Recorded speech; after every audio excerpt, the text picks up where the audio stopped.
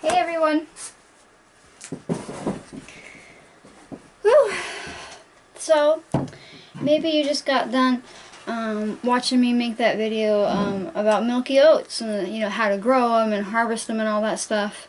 I literally just walked in from there to here into my apothecary room, and I had to stop. I should have been out there earlier, because it was just so it's hot today. I live in Northeast Oregon and it's already 96 degrees outside, and I have my father's Irish traveler skin, so just like genetically I'm screwed at dealing with the sun. So I'll just start earlier tomorrow. But the really cool thing about Milky Oats is that you've got yourself a bit of a window. They start going milky, and then you've got about 6 to 7 days between when they begin to when they start like turning into like a whole oat, like a grain. And so maybe you didn't watch that video, although you might want to dig back through and find it. But what I'm talking about is the immature heads of oats, like oatmeal, like the oats that we grow to produce oatmeal.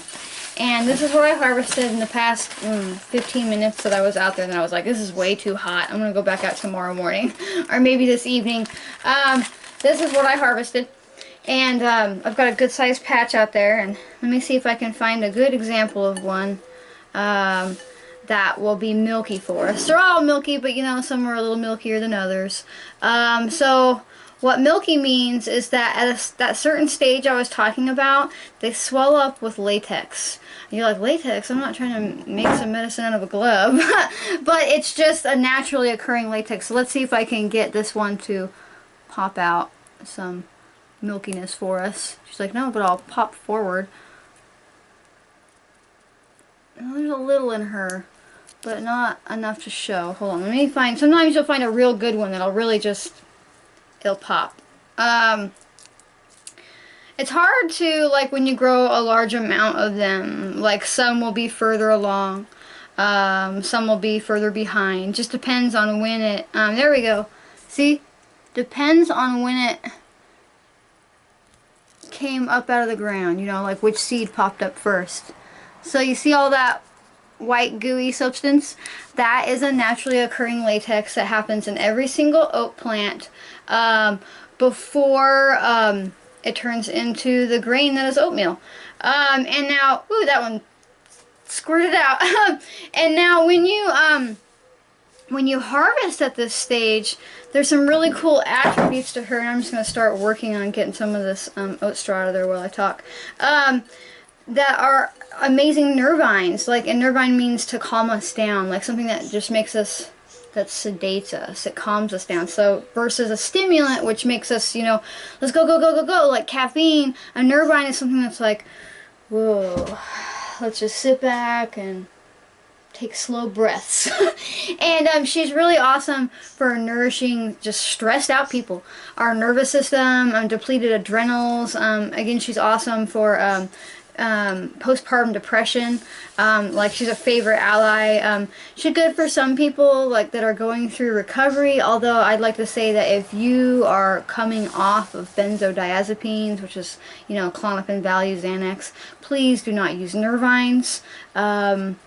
It might feel great at the moment, but what's trying to heal inside your brain is GABA receptors, and nervines stimulate GABA receptors. So it's kind of like you're going in there and picking a wound. Like you're going in there and you're stimulating this thing, or you're altering this thing that's been altered by that medication. And it's just like picking a scab. But anyhow, so and that's something I've battled with personally. It took me 3 years of slow tapering to get off a decade's worth of use. So, I swear to God, I know what I'm talking about. Anyhow, so I'm just going through, and you don't have to do this. I'm just kind of cleaning it out a little bit. This is what you would call oat straw. So after harvesting, and I talked about it in the other video, like if I dried this up, it would technically be oat straw, and that's what you would use to make a nourishing herbal infusion. But definitely go find my harvesting oats video and hear some thoughts I have on that. But I'm just kind of cleaning her out a little bit, and then I'm going to show you how to make a Milky Oat tincture. Now, with all tinctures, you should be using fresh plant matter to make your tinctures. But with Milky Oats, it doesn't matter really what your opinion is on it. And I'm not trying to be mean. You absolutely have to use fresh plant matter because that latex will not be present in the dried plant. It will not be prevalent enough anyhow. Like, you can dry this and use it for like nourishing teas and stuff, but it's still not going to be the same. So you definitely want to make sure that you are going to be using alcohol to preserve and extract that latex. Now, of course, you hear me say the word latex. You're like, well, I have a latex allergy. Can I use this plant medicine? It depends. Some people who have latex, like synthetic latex allergies, do not react to natural occurring latex, and some people do. So, you know, just move with caution. So I've gotten a good little chunk of straw out of here. And so basically all I'm going to do is take this jar here. Oh, I did not grab, hold on, I'm not prepared here. Let me find, oh, snake, it would have bit me, it was right next to me. The vodka I'm going to need to make the tincture. So I'm always forgetting something in these videos. They're impromptu. So I'm just like, oh, I better make a video. That's okay. And so what I'm going to do is take my Milky Oats. And you're going to want to choose a jar that you can fill up at least halfway. Now, you usually hear me say fill your jar up all the way. But Milky Oats is really dense. Meaning, if you fill the jar up all the way, which is perfectly fine, don't expect to press out much vodka when you're done. And now you heard me use the word press instead of strain. I do not like to follow, I guess you'd call it the heroic method of, most people will tell you to use crazy high grain alcohol, put it in a blender with your Milky Oats and blend it up. I don't feel like that's necessary if you, for one, are patient and you allow the 8 weeks to pass or longer that it takes to extract the alcohol. The alcohol extracts the medicine from the plant matter, the medicinal properties, and if you have a press. So I use, when I make Milky Oats, and any other tincture, honestly, I have myself a little fruit press. Like, you know, something that you'd put fruit in, twist the top, and it'd smash the juice out the bottom. You can get those online for pretty cheap. I've seen them as cheap as like 30 bucks. You might be able to hunt one down locally. You might find somebody who got super into the idea of making wine or something one season, and then, like, you know how we humans go. They're like, oh, this could be so awesome, and you do it once and you just lose interest. You might be able to put a post up on, you know, like local Facebook or Craigslist. And because when you press out the vodka after it's been made into a tincture, you will be able to also press out any remaining latex that's inside of these ladies. So your Milky Oat tincture will look very milky. It'll look pretty white once you press it. And you'll start to see the sediment form on the bottom. Now, I'm using definitely a bigger jar here than I need for this size, but I will be going out probably this evening or tomorrow and picking more and just adding too. You want to make sure that you use a jar that you can fill all the way with your vodka. Now that's important because we don't want oxidation to occur. And oxidation kind of just, you know, messes with the color of the tincture, messes with somewhat of the quality. It's not life or death, but it's just good practice to make sure you have a jar that you can fill all the way up. So you're going to see me contradict myself here in a second. That's okay too. So I would put more in this jar if I had harvested more. And but that rule as far as like filling up a jar, if you are planning to add more like within the day, the next day or so, or like steadily, like let's say you were making, just for an example, a mullein bloom tincture for some reason, those blooms take forever to gather because they they bloom erratically, meaning mullein doesn't just bloom all over blooms at once, so you're collecting over the season.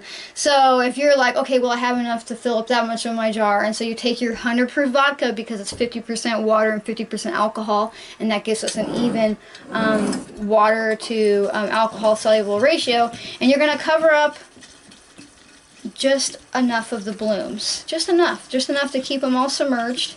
And then the next day you're going to go get more blooms and you're going to add them in there. So like in my case, I'm going to go get more Milky Oats this evening or tomorrow, and I'm going to add them in there, and then I'm going to put more vodka over, and then I'm going to keep doing that. And honestly, I really don't have to put all too much in there, and I'll just finish off this half gallon of vodka. And then I'm going to, so eventually this jar will be filled all the way up to the top, so there's no oxygen left in the jar, you know, for the most part. You can leave like a little headspace so it doesn't seep out, because sometimes the tinctures like to do that. And then I'm just going to, but you can use a mason jar. This is just what I had on hand. You know, and I'm going to give it a good shake to make sure that all of those Milky Oats are covered with alcohol. And the reason I do that is because I don't want the properties to dissipate. So the alcohol is going to go in there and just preserve it. So basically, it's this simple. Pick your Milky Oats in their milky stage. Dump them into a jar. Pour 100 proof vodka over them. Wait 6 to 8 weeks. Press it out if you can get a hold of a press. If you can't get a hold of a press, it's not the end of the world. It'll still be good medicine. And then, you know, you can take up to 30 drops a day or so.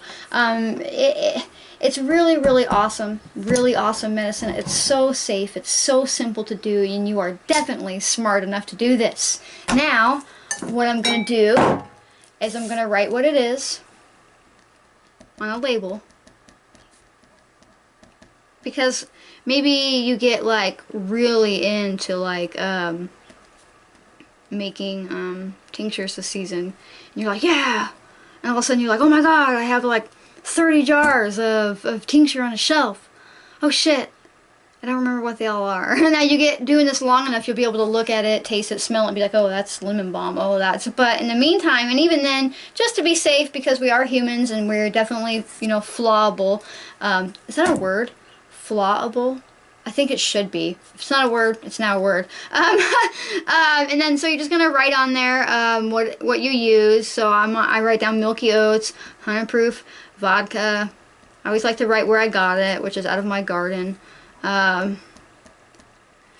I make these. I just buy these like Avery like address labels at like, you know, Wally World, and then you just go into their free. You can just go into like Avery has a free like developing, like, you know, like you can design your own labels. I'm tired. The shop update was just yesterday, so like I've been like pushing myself hard for like weeks, and then yeah, anyhow, so I make my own labels, and I have on there, is it a tincture, is it a honey, is it oil infusion, is it other, the date began, if it's wildcrafted, store-bought, mix, you know, I have on there how many ounces I use, if that applies, product name, if it's wildcrafted, where I gathered it from. But you can also just use some masking tape and write Milky Oat tincture, 100 proof vodka, grown in garden or got from wherever, and then just be like, put the date on there. You can even write on there like what date you want to like decant it, which means to press it out. And then I'm just gonna stick this right on her. And now there's no messing up. Now I won't be like, oh, I thought that was Milky Oats, but it was, you know, something else. And then so you just sit this in a cool, dark place for 6 to 8 weeks or longer. If you forget about it, don't freak out, because vodka, it's not going to go bad as long as you've got a tight seal, you know, like your mason jar lid or your flip top lid or whatever. It's not going to go bad. Like, you can let tinctures sit for years and years and years, and they're perfectly fine. In fact, there's some stuff that I use just personally that I don't like sell or anything like that, that I make really small amounts of, like poke root, for example. She's a really strong medicine, antiviral, bacterial, infectional thing. But we use so little of her, I just never strain her out. So I've just got poke root that's been in this, you know, pint-sized jar for just years, and I just take out what I need when I need it instead of filling a dropper bottle. But anyhow, so yeah, you're gonna put your Milky Oats in there, cover it with vodka, put a cap on it, label on it, 6 to 8 weeks, you're good to go. And I've talked about this a bunch before, but the reason that I only use 100 proof vodka and feel like it's really the main alcohol that anybody should use to be making tinctures is because 100 proof means 50-50. 50% water, 50% alcohol. That way you're not only extracting the alcohol-based soluble properties, but the water-soluble properties. And that's really, really, really vital into keeping this like a safe, simple plant medicine. You start using the 180, 90 proof Everclear grain alcohol stuff that most herbalists will tell you to use. You start getting into the pharmaceutical realm, meaning it has no ability to make a balanced tincture because it cannot extract the water soluble properties because there's no water in that stuff. It's pure poison. Like, it's illegal in many states because you will kill yourself with grain alcohol. And so I like using 100 proof vodka. If you can't find 100 proof, 80 proof is okay. Just let it sit for a few weeks longer so it extracts better. But also, right out of the bottle, there's no fancy math. The math is already done. It's 50-50. Just take the dosage. You don't have to, like, you know, dilute this down, add this to this, add this to this. You're done. It's simple. It's there. It's already done for you. And I feel like that takes away a lot of the intimidation that a lot of other herbalists like to maintain. A lot of people want you to feel like you're not smart enough to do this. This is too complex. You need them. You need them. You need them because they want you to be dependent upon them to buy their knowledge. Instead of being like, oh, well, you could just dump 100 proof vodka over that and wait 6 to 8 weeks. You're not going to be like, I have to come back and pay you for more knowledge when they tell you it's that easy, you know. So I know I'm tired and I know I'm rambling, but this stuff is important to me, damn it. So you're smart enough to do this, and if you want to know how to, you know, how do you get Milky Oats and how do we do this, you can head back and dig through my videos to talk about growing these oats, because you're also capable of doing that. So, alright, if you like hearing me ramble on, repeat myself, and do all these other things that I do, if you like my videos, if you like, you know, what my mission is to get all this information out there for free, I would love if you would subscribe, turn on notifications, like, and comment. That stuff really makes a difference, folks. Engagement is super key for people online. It just really is. It not only helps you know when I'm posting things, but it helps other people be shown me. And speaking of that, come find me on Instagram. Come check out my website. Come learn more about me. Come interact with me. I interact with people. I'm not just like, here's this and I don't talk to you. Like, I will talk back. I'm just some human. I'm just some human doing stuff, and I'm like, oh, you're a human too, so we can have a conversation. So thanks for watching, and I will see you next time, okay? Bye.